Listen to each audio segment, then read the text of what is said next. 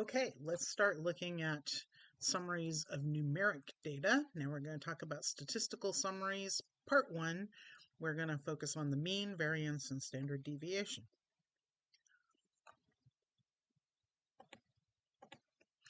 So the mean can also be called the arithmetic average. Arithmetic because we add to get it. There is a mean for the population and one for a sample. Remember, we talked about populations and samples in the last chapter.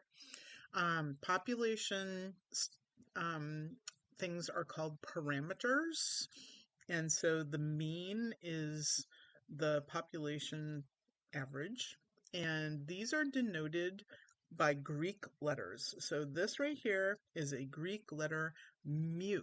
Mu is the symbol for population mean. And we get it by, I know there's a lot of notation here, but all this means is take all of the values, your x's are your values, and add them all up. This is a summation notation, so add them all from the very first one all the way to the last one. The last one is the nth one.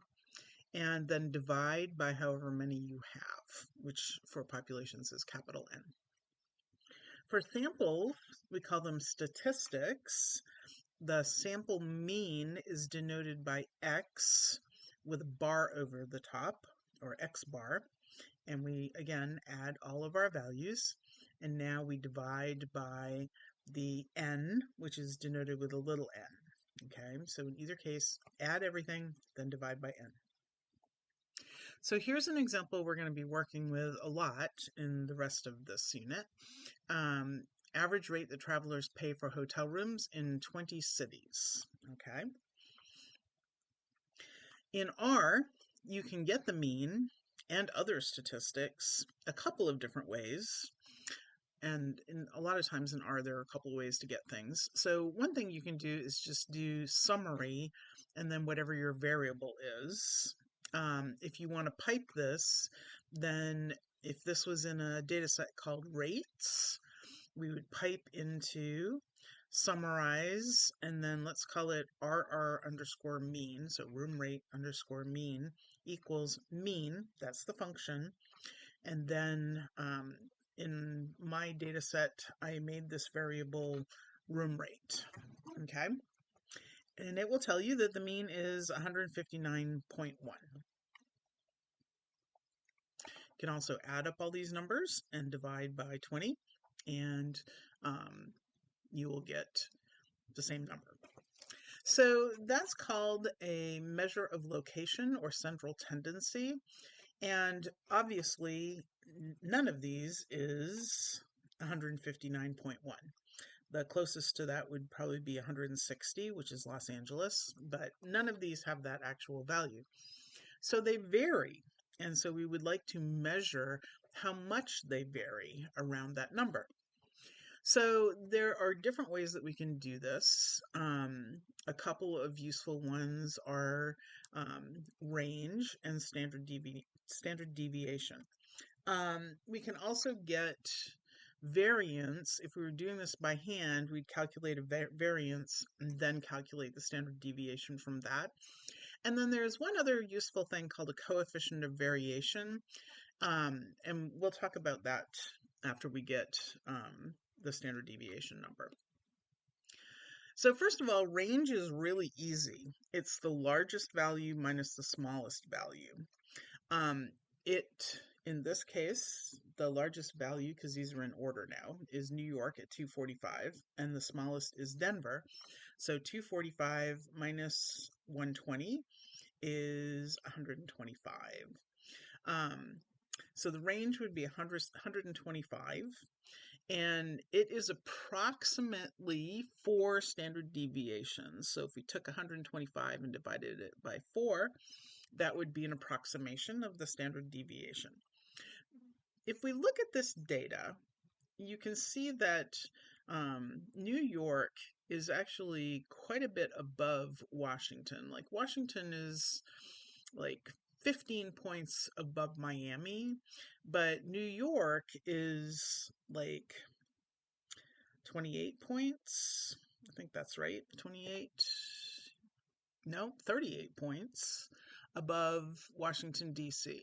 Um, so it's an outlier. Remember we saw those when we looked at the dot plot and at the box plots, it would look like an outlier.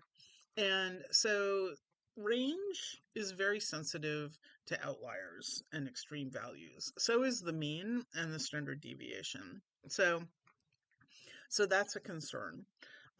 Just keep that in mind. So again, the range would be the highest, 245, minus the smallest, which is 120. In R, you can define that with a function that is equal to the maximum of the variable minus the minimum of the variable, max x minus min x.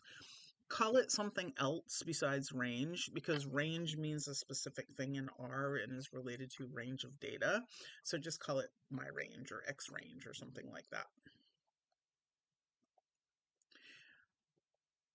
So to get something that's a little bit more precise, we eventually are going to use a standard deviation, but to get there, we can work through a variance.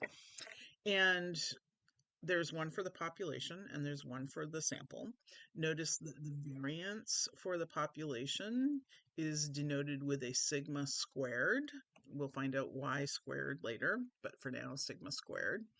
For the sample, it's denoted with an s squared, okay? In both cases, we take the value, each value, and subtract the mean. So remember, our mean was mu here.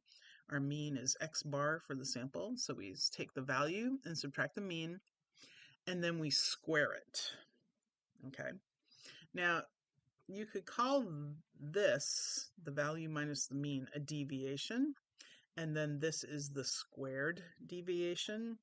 And this is the sum of the squared deviations, okay? And that's useful terminology for a bunch of things later. After we do that and add them all up, we divide by n for the population variance. R, by default, gives you a sample variance and standard deviation. So it takes values minus the mean, squares them, adds them, but then it divides by n minus 1. Well, why n minus 1? You can think of that as sort of paying a toll for having already calculated a statistic with your data. That if you had the standard deviation and all of the data points except one, you would be able to back into that last one. And so that's why we subtract that 1 from n. That has the effect, if you think about this mathematically, of making your variance slightly larger than it would be if it was a population and you're dividing it just by n.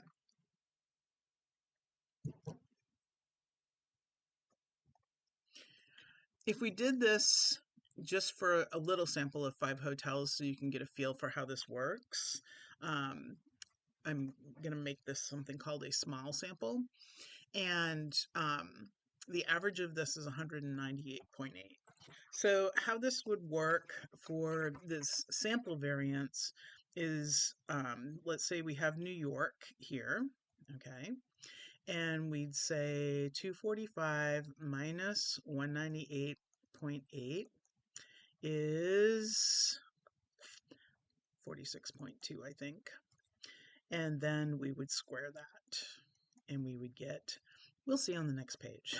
And then we take 207 minus 198.8, and I think that's 8.2. Okay.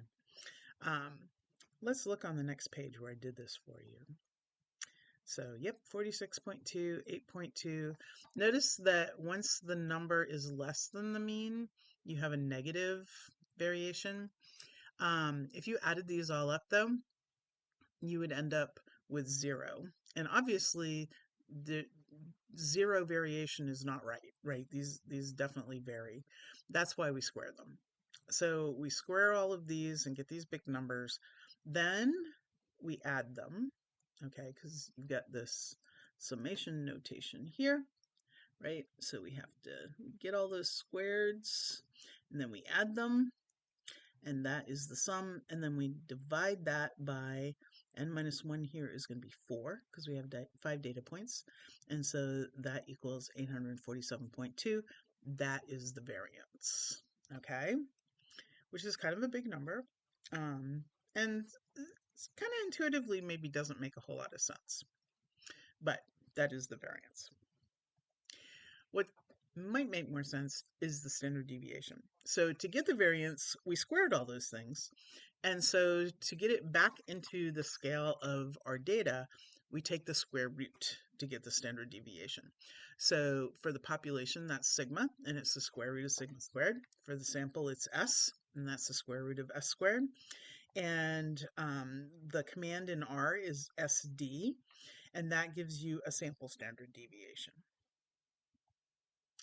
So in our case, for our little sample, the variance was 847.2.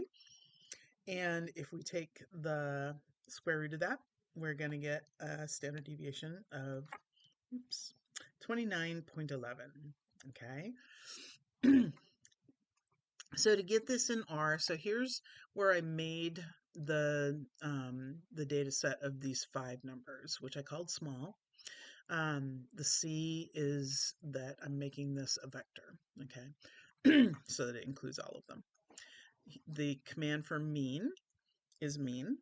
For variance, it's var, V-A-R, and for standard deviation, it's SD. And this is the output you get. The mean is 198.8, the variance is 847.2, and the standard deviation is 29.11 or 29.1, depending on how many decimal places you want. Okay? And that's how you do these commands in R. One more thing, coefficient of variation is the standard deviation divided by the mean, either for the sample or for the population or the sample. And this is just useful for being able to compare the variability of 2 variables which may not be in the same scale, right? So what if you were doing something with like real estate, right? And you wanted to look at the variability of housing costs and you wanted to look at the variability of interest rates. Well, obviously housing costs are going to be in hundreds of thousands and interest rates are going to be in percentages, right? Very, very different scale. But if you use the coefficient of variation, they are both normed back to the scale of the data, and you'll be able to tell which of those varies more, the house prices or the interest rates. For our example, S was 29.11, the mean was 198.8, so the coefficient of variation is 0.146, which is a little bit under 15%. If you want to do this in R, you have to code it, so you can call it coef of var, and then it's the standard deviation divided by the mean, all in parentheses, multiply it by 100 if you want it in a nice decimal format, and there you go.